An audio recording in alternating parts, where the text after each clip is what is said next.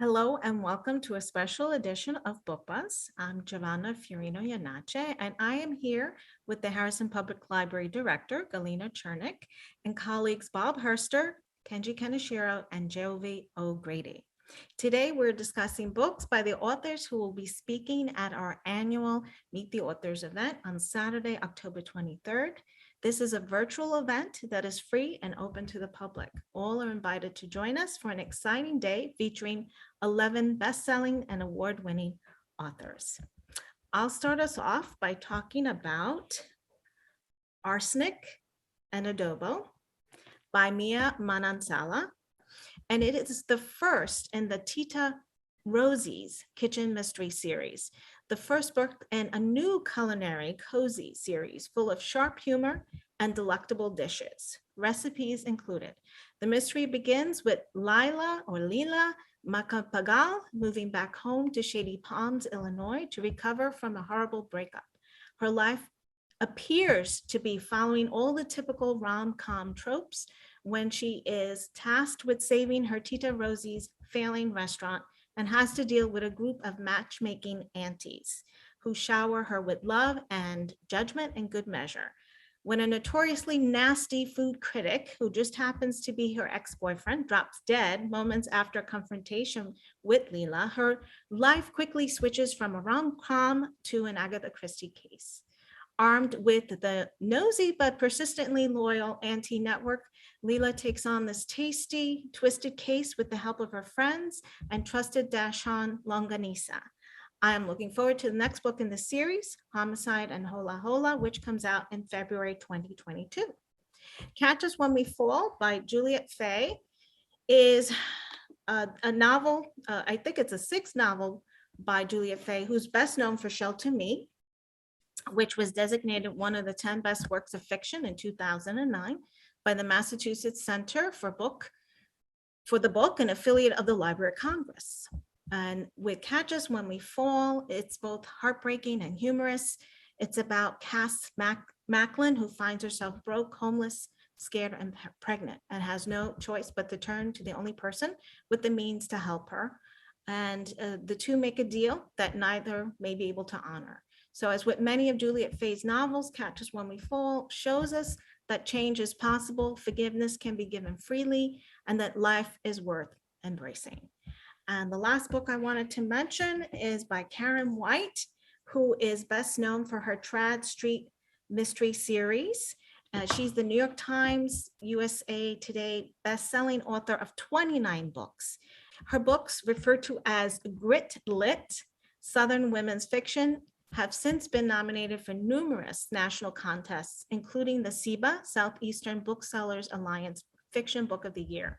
Her newest novel, The Attic on Queen Street, is the seventh book in the Trad Street series, will be released on November 2nd of this year, and is the highly anticipated final book in the beloved and best-selling Trad Street series, which features real estate agent and reluctant psychic medium Melanie Middleton and writer Jack Trenholm. Melanie and Jack are obsessed with solving mysteries and must work together to find the answers before evil spirits of past and present destroy everything they love. This is an addictive mystery series that takes you to the heart of the beautiful city of Charleston, South Carolina. The characters are quirky but lovable, and a trustworthy librarian is always featured to help the sleuths solve mysteries that refuse to stay buried. For fans of the Trad Street series, you'll be happy to know that Karen White is working on a spin-off series that picks up where the Trad Street series leaves off, with Nola Trenholm, Jack's daughter, who is looking to begin anew in New Orleans and takes residence in a cottage with its own group of restless spirits. The Shop on Royal Street will be coming out in March of 2022. And next, I'd like to turn this over to Bob, who'll be talking about Ronal Balsam's novel, Once We Were Brothers. Bob? Thanks, Giovanna. Okay, so I'm going to be talking about Once We Were Brothers by Ronal Balsam, and he's going to be joining us for our Meet the Author event in October, and he will be talking about his book that was just published last week, which I would have read, but it was published too recently, and that's called Defending Britta Stein. So Mr. Balsam has been an attorney for 50 years, And he was inspired to write this book, his first novel, when he went on a business trip. It was a lawsuit in Poland. And he saw all these remnants of the war, and that inspired him to write this book. Here's the basic plot. Um, it's about a family, the Solomons, a Jewish family living in a small town in Poland called Zamość. And a young boy is brought to their door by his father. This boy is 13 years old. His name is Otto Piatek. He's German, and he's not Jewish. And his family is completely impoverished. And his father brings him and says that, a local priest told him that Mr. Solomon helps people. So the Solomons take this boy in, and they raise him for about 5 or 6 years. And the Solomons have a son named Ben, who's about the same age as Otto. And they became fast friends. They're almost like brothers. And then the boy's parents come back, and they want to take him back. And his mother has become a functionary in the Nazi party. And she tells him, you could have a career in the Nazi party. I'm so sorry I abandoned you. And he still doesn't want to go.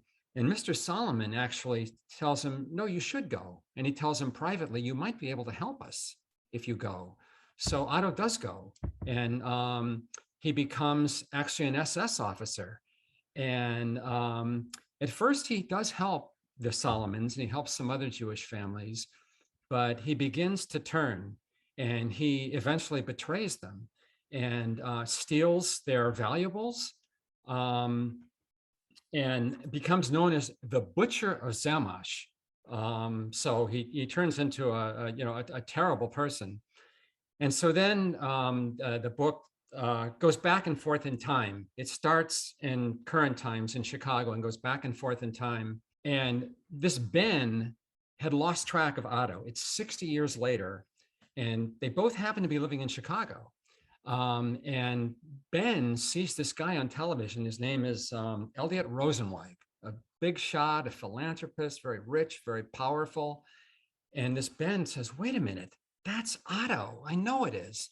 As the story unfolds, he tries to prove that this distinguished Elliot Rosenweig is really a former Nazi war criminal. So it's very interesting. It goes back and forth in time between current days and in Poland around the war.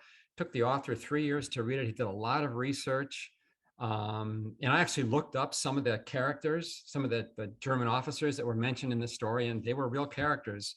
So there's a lot of historically accurate information, which gives the story verisimilitude. And the characterization reminds me a little bit of Graham Greene. Very, nothing's black and white. And there's also a lot of suspense, because you don't know, is this guy really Otto or not? And if he is Otto, presumably he's capable of doing something really terrible. So it's very suspenseful, very well written, gripping. I highly recommend it. And now our director, Galina, is going to talk about Leave It As It Is by David Gessner and The Ice Pick Surgeon by Sam Kean. David Gessner is a well-known naturalist, writer/fighter, and the author of 12 books that blend a love of nature, humor, and ecology. This book is a passionate and timely argument for public land. Leave it as it is. You cannot improve on it, not a bit. Theodore Roosevelt announced while viewing the Grand Canyon for the first time. Over a century later, we ask ourselves, did we listen? It might have been enough to follow Roosevelt's advice to leave the land as it is. And yet, given the damage we have seen since created upon it, doing nothing is no longer sufficient. The book best captures Theodore Roosevelt's passion for land and nature, as well as his intensity in protecting land. Gessner's book is digging into good, bad, and ugly of Theodore Roosevelt's legacy. He's not sugarcoating TR's shortcomings and giving excuses. He was one who supported removing the statue of Theodore Roosevelt in New York City from the steps of Museum of Natural History. That happened this summer. It's not your typical biography. It's more a biographical adventure. This book is inspiring call to build upon what Roosevelt started. In Gessner word, no matter how often public land are saved, they are never really saved. And it's our responsibility to save it. I cannot wait for David Gessner to appear on October 23rd and talk about his book. He is very passionate about what he writes and about our planet and about our country. I hope that Leave It As It Is will stretch your imagination, and it may convince you to stretch your legs and go and visit remarkable parts of land that Roosevelt helped preserve. I want to talk about ice picks. Yep, ice picks. Ice picks were used to perform lobotomies. Did you know that? Yeah. There is something that Sam Keen talks a lot about in his new book, The Ice Pick Surgeon. Sam Keen is an electric writer with an affinity for scientific subjects and their weird and darker pathways. Imagine a novel full of true crime thrillers that share a major twist. Every crime was committed in the name of science. Mad scientists do exist. And when we sacrifice morals for progress, we often end up with neither. Neurologist Dr. Walter Freeman was very disturbed by horrendous conditions in the mental health asylums in 1920s and 1930s, and the lack of medical treatment, lack of pharmaceutical help. And he promoted the wide use of lobotomies with ice. One day he just opened a drawer in his kitchen, pick up an ice pick, and that was it. It was his shortcut version involved an ice pick through the eye socket, and he traveled around the country and performed up to 25 lobotomies a day, including preventive lobotomies for teenagers and even kids. Lobotomies in general continue into 1970s. 1970s, imagine that. Freeman never faced any legal repercussion. However, he would lose his ability to perform lobotomies in some hospitals. Do not skip appendix because Sam talks about future crimes in the future, medical crimes that possibly could be genetic engineering, maybe some crimes in space, and I see no man land, artificial intelligence. Keen writes, understanding what good and evil look in science and the path from one to another is more vital than ever. I cannot wait for Sam Keen to appear on October 23rd and ask him more about possibly future medical crimes. And I'm sure that this book will keep you awake for quite a few nights. And right now, I'm inviting Kenji Kaneshiro to talk about historical fiction. So my featured novel is The Kitchen Front by Jennifer Ryan, and my elevator pitch for it is that it's the Great British Bake Off, but it's World War II. Traditional supplies are non-existent, and each of the contestants looks to the prize as a means of escaping the trappings of their social classes. The novel takes place 2 years into World War II, and the eponymous BBC radio program, The Kitchen Front, is holding a cooking competition to find a new co-host to bring a woman's voice to the show. The 4 contestants are Audrey, a war widow and baker who has to support her 3 children, Lady Gwendolyn, a socialite and presenter for the Ministry of Food, Zelda, a top London chef seeking to oust her male competition, and Nell, a kitchen maid starting to imagine more than a life of servitude. For the rules of the contest and the scarcity of supplies in Britain during the war, each woman must create recipes within the constraints of ration books, or be inventive with whatever they can find off the ration book. Whether they forage for mushrooms, tend to beehives, or make the most of a surplus of whale, Jennifer Ryan's novel is at its best when she describes her characters overcoming the arduous task of cooking during a war at home. A lot of it reminded me of my own daily struggle with finding vegan substitutes for the foods I used to eat at home. You'd be surprised what you can use to imitate different flavor profiles and textures. I highly recommend this novel if you're looking for a well-rounded drama that seldom jumps the shark. The more I read about each of the characters and their abrasive relationships with one another softening throughout the story, the more I went from wanting all of them to win to being unable to bear any of them losing the competition, which also describes my experience watching Bake Off. And much like that show, I found myself returning to this novel again and again with a cozy anticipation. Whatever dramatic turns it took, I knew I was in for a treat. So a really great effect that Jennifer Ryan has in the novel is that at the end of some of the chapters, there's a recipe of what the characters actually cooked. So as she describes them really vividly, thinking through what they're going to make, at the very end of the chapter, you can see exactly what they make. So for example, there's Audrey's fruit scones right here, and they're on these sort of darkened pages like this. It's a really great effect throughout the novel. And then next up, we have Joby, who'll be talking about the Song of Achilles and Circe. Hi, so today I'll be talking about Madeline Miller and her two books. First, her debut novel, The Song of Achilles, which she published in 2012.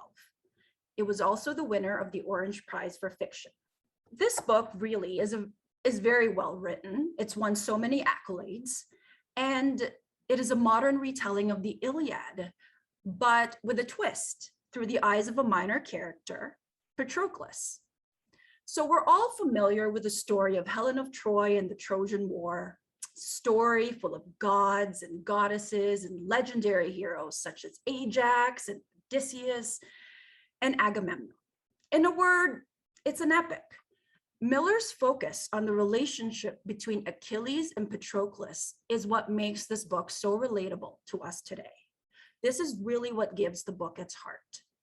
So we all know how the story ends. It's sad, but Miller's brilliance lies in the fact that we want to come along with her on this ride, bittersweet though it may be. For example, her use of foreshadowing really outlined the bittersweet factor of this book. What has Hector done to me is a line that is repeated continuously by Achilles. And we know at the end what happens. The next book that I'm going to be talking about is her second novel, Circe, by Madeline Miller. And Circe is a book where Miller uses another minor character from another epic, the Odyssey, to create a believable backstory for the goddess Circe. From her lonely childhood, wandering the underground halls of her sun god father Helios, to the cause of her exile, turning a nymph into a six-headed sea monster. So this is a side of Circe that we haven't seen before.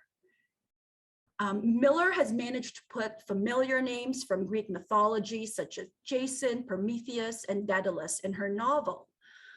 But it is really Circe's tale, her independence, her endurance, that I wanted to read more about, and how she is tied to all of these characters. I'm really appreciating this other side of Circe, because all I knew about her was from Odysseus' point of view in the Odyssey, and now she turned his men into pigs. But of course, there is always more to the story. Well, thank you to everyone who spoke this afternoon about our authors that will be featured on Saturday, October 23rd. We hope that we've convinced you to join us on that Saturday. It starts at 11 a.m. and ends at 3:30 p.m. You can register on the Harrison Public Library's events calendar, www.harrisonpl.org. We hope to see you there. Bye.